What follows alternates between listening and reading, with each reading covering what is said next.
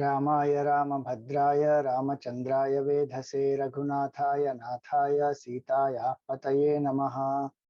समस्त जन कल्याणे निरतं करुणामयं नमामि चिन्मयं देवं सद्गुरुं ब्रह्म विद्वरम्।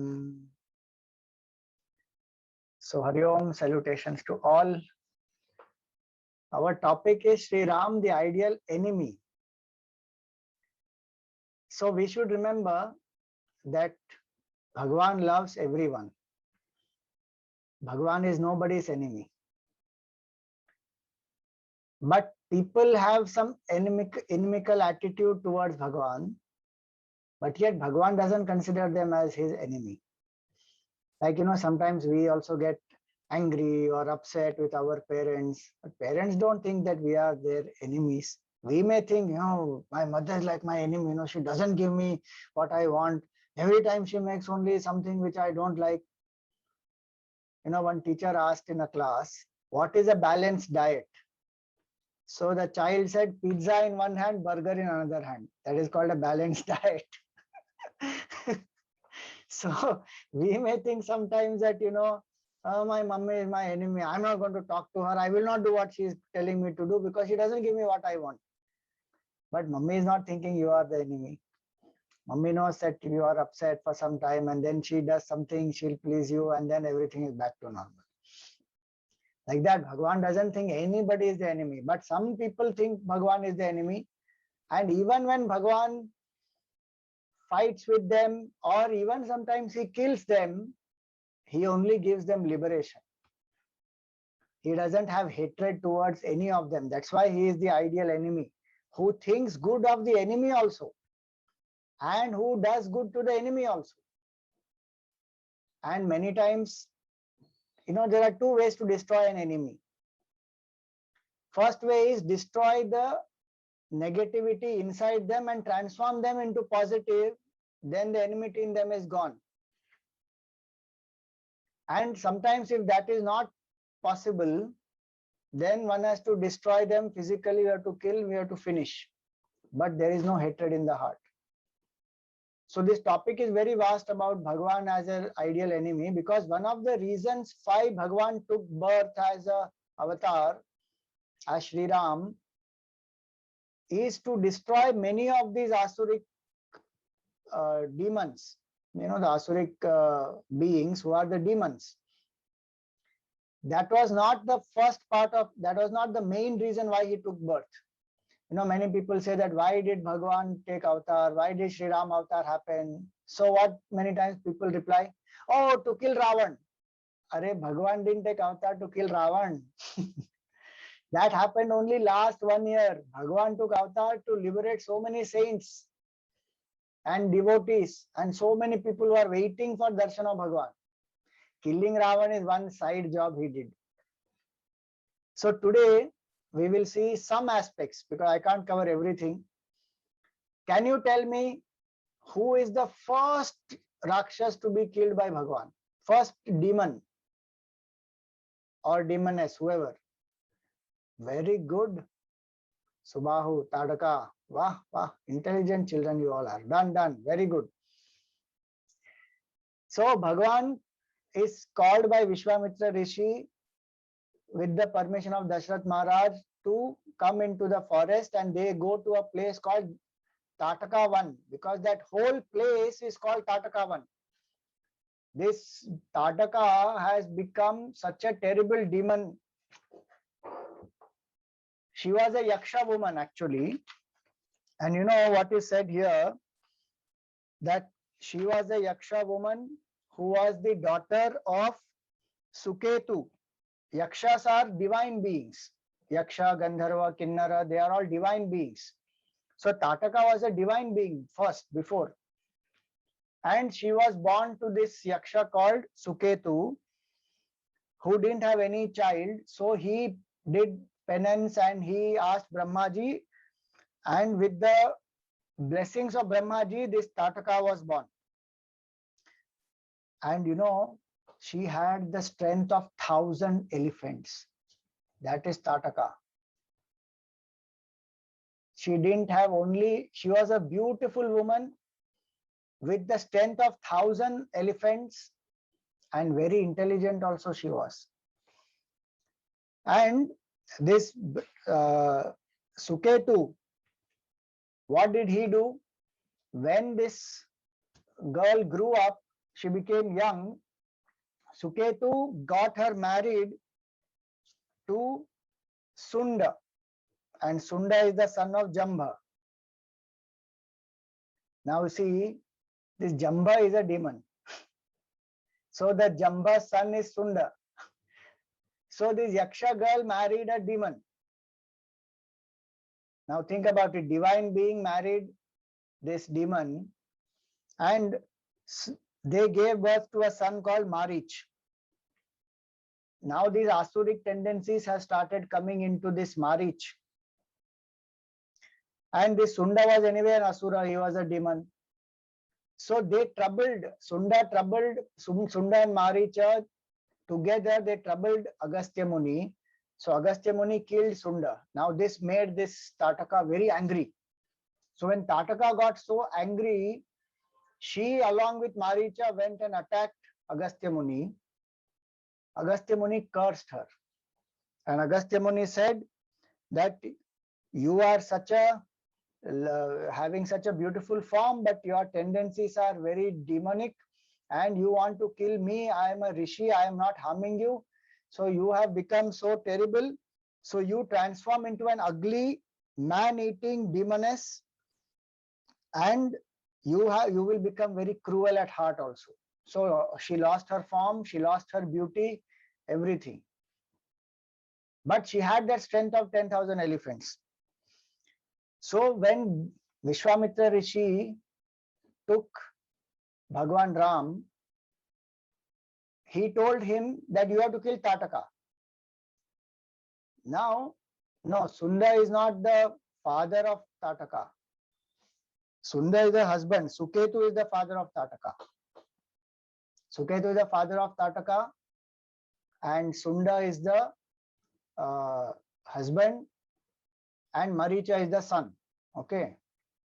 So when Vishwamitra Rishi told him, Bhagwan Ram, to kill Tataka, see, Bhagwan Ram is very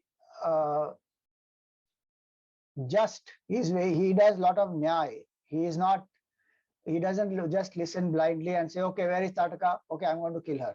He asks questions. He asks Vishwamitra Rishi that who is this Tataka? Why should I kill her? What has she done? That is the first sign that you must never underestimate your enemy, number one. Yes, Suketu was a divine being, Yaksha. So Bhagwan Ram first asked Vishwamitra Rishi, who is this Tataka? So never underestimate the enemy, number one. Number two, always know your enemy properly. Number three, then decide how you want to deal with the enemy. If you don't know about your enemy, you underestimate your enemy, you can never win against your enemy. So Vishwamitra Rishi, when he explained all this, then Bhagwan Ram asked another question. He said, you know, she is a woman, I am a Kshatriya, we are supposed to be protectors, and especially women, children, old people, you know, we should be protecting all of them. How can I kill a woman? And Vishwamitra Rishi gives a very nice answer. He said that you should not feel any disgust in killing this woman who is not having womanly nature. She is a demoness and she is very cruel, and she has destroyed so many rishis and their yajnas. So she is evil in her mind. And he said that you are a Kshatriya, so for the good of the society, if you have to even destroy her, don't hesitate. And it may appear cruel, it may appear wrong, but it is not wrong, it is not cruel. What is necessary for bringing peace and harmony, one should destroy. If required, one should kill also. Like a doctor, you know, sometimes has to amputate a part of the body. If that is not done, the whole body will die. So that amputation is not cruel, it is a need. to save the whole body. Same way, to save the entire society, if you have to kill, you must kill. And so Bhagwan Ram finally, he goes to that Dandakaranya. And this Tataka has a very great power. She can take any form. So when Bhagwan Ram enters there into that Tataka one, he makes the twang sound with his bow. And he keeps on making that, and it irritates Tataka, and she sends so many of the demons. Bhagwan finishes all those demons also. And finally, what happens? She is very angry and she herself rushes towards Bhagwan. And she raises a lot of dust so that, Bhagwan can't see clearly that who is there, where to aim, etc. So this strategy is also required when we fight with enemy. You can't just fight with only raw power. You need strategy. So this lady also came up with strategy, and she was putting all this, and she was showering rocks. Now look, imagine if you are fighting with somebody who is raising so much of dust, you can't see where is that person, plus showering rocks continuously on the Lord. And so what did Bhagwan do? He was countering them with one by one, very fast arrows, Bahubali and all are nobody in front of Bhagwan. Bahubali can shoot 3 arrows at a time. Bhagwan Ram can shoot 5 arrows at a time. Fat. He was going on shooting. And all these stones, etc., were all getting destroyed. And at that time, what happened? Lakshmanji was also there, no? Both of them are fighting. But Lakshmanji has one very strange habit. I think he likes the nose and the ears of the enemy. So what he did, he said, I can see Tataka. She is playing strategy with Bhagwan, but I can see. So from the side, he hit one arrow, chopped off the nose of Tataka, another arrow chopped off the ear of Tataka. He did that with whom? Shurpanakha also, he did the same thing. So that Tataka got more angry. And she started changing her form. And so both of them, Bhagwan Ram and Lakshman, they were wondering now, where is she? Where is she? And from different places, different forms she would take and attack. And Bhagwan was defending. Then finally what happened? When she came charging very fast, she assumed a huge form. 12 miles is supposed to be that whole Tataka one, 12 miles. And this Tataka, when she assumed such a huge form and she was charging at Bhagwan, Bhagwan said, yes, now this is the time. So he took a special arrow and aimed straight at her heart. One arrow straight in the heart. When she was so close, Tataka dead. And that Tataka, when she died, what happened? Her son, Marich, is there. This Marich was very angry. He also charged at Bhagwan. Marich and Subahu. Subahu, Bhagwan kills. But Marich, what does Bhagwan do? Bhagwan takes an arrow which is specially, like a crescent moon. And it's a blunt arrow. And he hits one shot to Marich. And what happens, 800 miles this Marich falls into the ocean. Into the Indian Ocean he falls. 800 miles, one arrow. Just think. And this fellow is fallen somewhere and he becomes so upset. He gets so scared of Bhagwan Ram. Who is this? He destroyed all the demons. He destroyed my mother. And now he has destroyed my brother and he has thrown me away, far away. And he then quietly gets up, gets out of the ocean, and in the night he enters into the Lanka because he's so ashamed he can't go in the daytime. So this is one aspect of Bhagwan's enmity, that he killed Tataka and Tataka got liberated. See, whoever Bhagwan kills gets liberated. And do you know one reason why Vishwamitra Rishi brought Bhagwan to the forest? See, Vishwamitra Rishi himself has great power. He can destroy these demons, like Agastya Rishi also had power. No, he also has power. But why he brought Bhagwan there? Because he does not want them only to be killed. He wants them to be liberated. See the thought of the Rishi also, who thinks of the good even for the demons. That if Bhagwan kills them, they will get mukti. And so Tataka, Subahu, they got mukti. Then we move ahead in the story. We come to a point where, this Surpanakha is,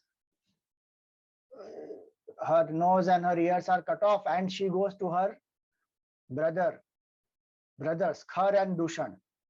And this Khar and Dushan, they are in a place called Janasthan. So there are thousands of demons. This Ravan was the conqueror of all the three worlds. So he has military base in different parts of the world. So one military base that he has is in Janasthan. One he has in this Tataka one. This Janasthan is in Dandakaranya. Dandakaranya is the place where Bhagwan Ram was living with Sita ji and Lakshman ji. So there is Janasthan. And so many demons live there. So this Khar and Dushan were staying there, and this Shurpanakha goes to this Khar and Dushan. And what happens there? This Khar and Dushan, when they see her, what happened to you? Your nose is chopped, your ears are gone. So she says to that Khar and Dushan that, this Ram and Lakshman, they are there. They are the princes from Ayodhya. They are very wicked people. For no fault of mine, they have done this. You must go and kill them. So they say, what? This two people for that I have to go? No. He sends 14 demons, 14 prominent demons. And looking at them, Shurpanakha takes them to that place where Bhagwan was living. Bhagwan tells Lakshman, you be here with Sita and you protect her. I will fight these people. And before he wants them, see, this is another quality of Bhagwan Rama as an enemy. He always wants the enemy.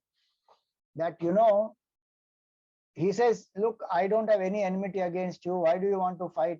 And why do you want to kill me? You just stop there and return.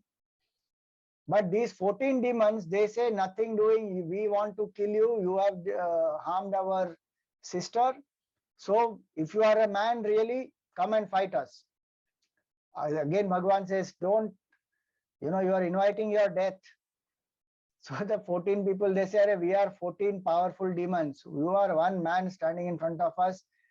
We will just finish you like anything. Bhagwan says, okay, your choice.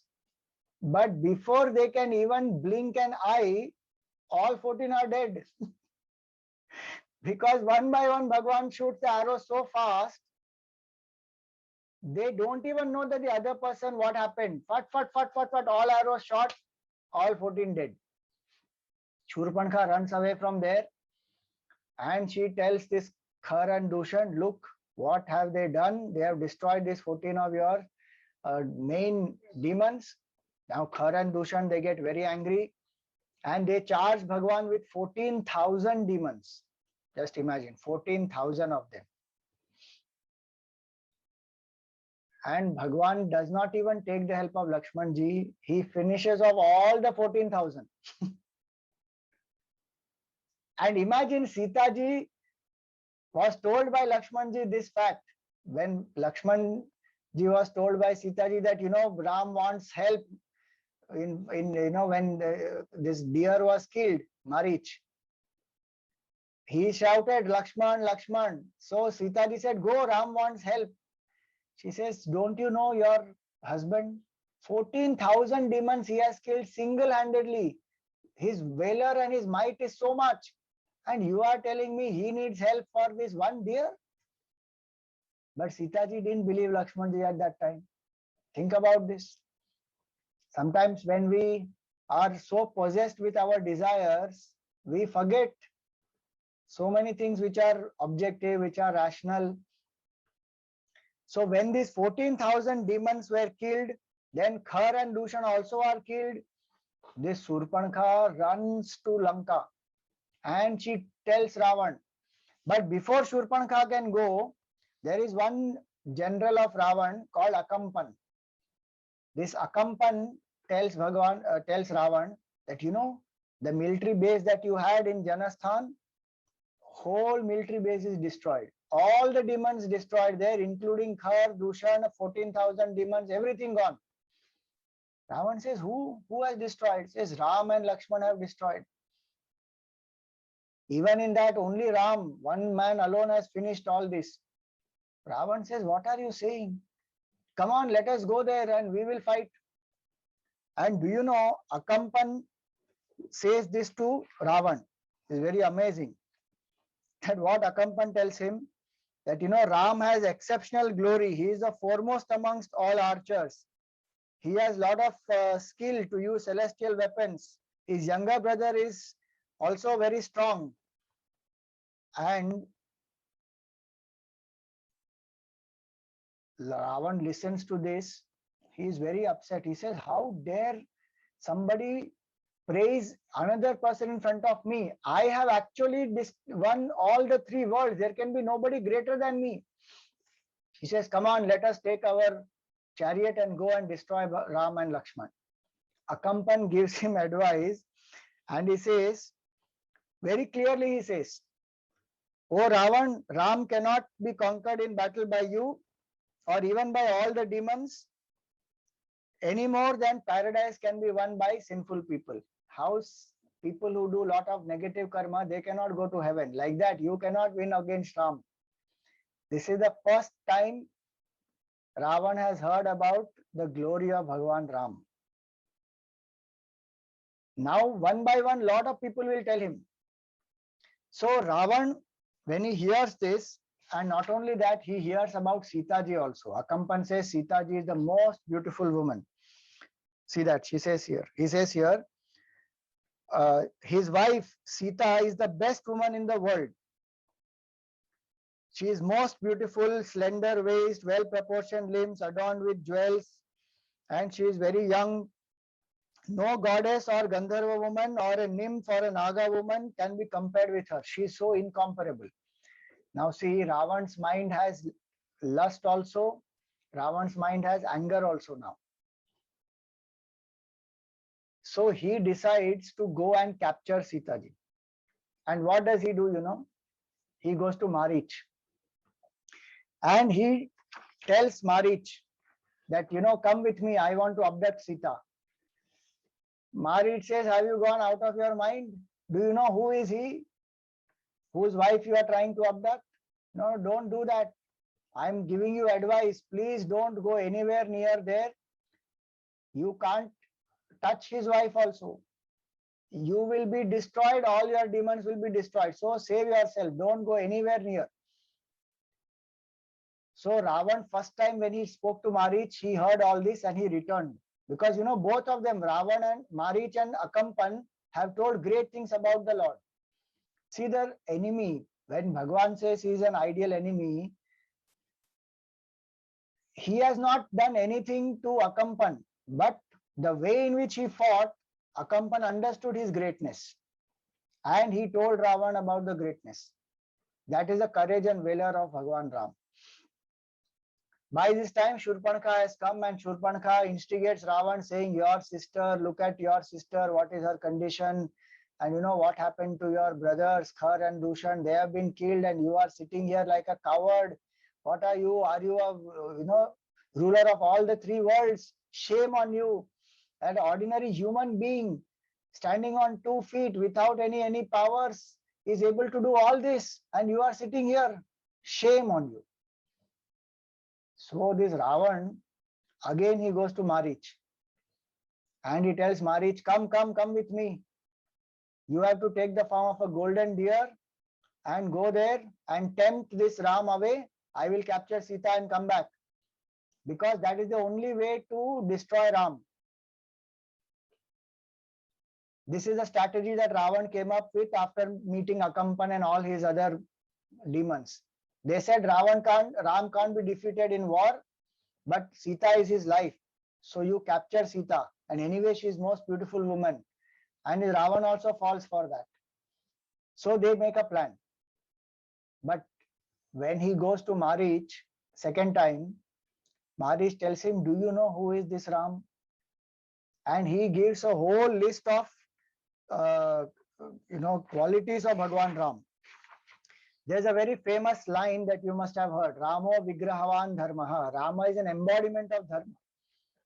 This line is spoken by Marich to Ravan, praising Bhagwan Ram. Ramo Vigrahavan Dharmaha Sadhu Satya Parakramaha Raja Sarvasya Lokasya Devanam Eva Vasavaha. This is the shloka from Valmiki Ramayana. That Ram is the embodiment of Dharma. He is very good natured. He is a person committed to truth. He is the ruler of the whole world. Just like the Indra is the ruler of the Devatas. And he is not an ordinary person. Don't underestimate him. See the difference between Ravan and Ramji. Bhagwan Ram never underestimates his enemy. Ravan always underestimates his enemy.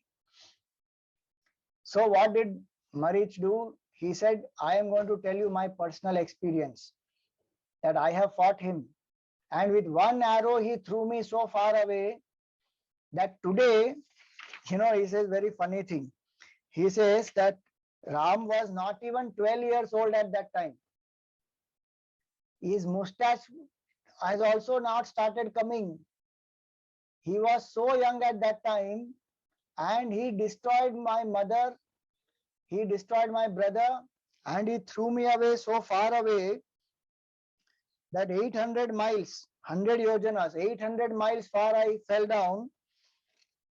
And he says from that time onwards, what has happened? Anybody uses any word, even with the word Ra, I get scared. Suppose somebody says Ratna, I start getting scared. Why? Because Ra is the first alphabet of the word Ram. So the moment anybody says Ra, I start shivering, I start trembling. And you know what had happened? Marich had actually become a sadhu. After Bhagwan Ram threw him into the ocean, he left all his wickedness and his tendencies as a Rakshas, and he was meditating in Lanka, That's why I said Ramji as an ideal enemy is not one who only kills. He transforms people also. Marich had actually become a sadhu. He was a sannyasi when this, Ravan went and met him. Sannyasi in the sense, not formally a sannyasi, but he was wearing like the clothes of a sadhu, and he was living quietly in the forest, begging alms, living on fruits. He didn't want anything. He no demonic tendencies and troubling people and all that he was doing earlier. Everything stopped. And not only that, he was constantly remembering Ram. Though out of fear, but he was remembering Ram. So this Marich says, no, I am not going to come because I am extremely scared and I don't want to face him once again. If anybody says Ratna, Ratha, I get very, very scared. And you just imagine the person who has destroyed 14,000 demons, Khar, Dushan, Tataka, Trishira, all these. Do you stand a chance against him? If you want your safety and you want safety of your entire Asura clan, please don't go. This Ravan is very angry. He lifts out his sword and he says, you die at my hands now if you don't come with me. So Marich thinks, I have only two choices. Either I can die, I can die when Bhagwan Ram kills me, or Ravan kills me. Better it is I die at the hands of Bhagwan Ram. Look at that. The enemy is wanting to die at the hands of Bhagwan Ram now. So he agrees. Okay. Now, fine. I am coming with you. And we know the story. He comes as a deer, golden deer. He tempts away Bhagwan Ram. And Ravan captures Sita ji and goes. Now we will jump from this Aranyakand straight into Yuddhakand. When Bhagwan Ram reaches Lanka, they have crossed the ocean and he reaches Lanka, and Vibhishan. See, one important thing is we should remember Bhagwan Ram as an ideal enemy. One point is he did not just destroy Ravan. He gave him so many chances to transform. We already saw Marich and Akampan told told about the glory of Bhagwan Ram. Now, Vibhishan also tells Bhagwan about Bhagwan's glory to Ravan. He doesn't listen. Ravan sends two spies, Shuka and Sharana, to go into the army of Bhagwan Ram and report all the details to him. And both these are caught by Bhagwan, and both of them are released also by Bhagwan. And Bhagwan tells them, go and tell Ravan what is the might I have, what are the strategies that we are coming up with, and what kind of powerful people we have, and tell him to just return Sita. We don't want a war. So the spies also, they go back with this message, saying that, he's very powerful, demons can't win against them. And Ravan gets very upset. He again sends another spy, Shardul. That Shardul also is caught. Shardul also repeats. Then Bhagwan sends Angad to Ravan. Angad also tries to convince Ravan that, there is no enmity. You just return Sita. Its job is done. Come on. But Ravan still doesn't listen. And lot of things happen in between. Bhagwan Ram and Lakshman, they both faint when Indrajit captures both of them. And Ravan does a terrible trick. He tells his demons to take Sitaji in Pushpak Viman and show Ram and Lakshman are dead. And Sitaji sees and she gets terrified. Oh, Ram and Lakshman are dead. But actually they were lying unconscious.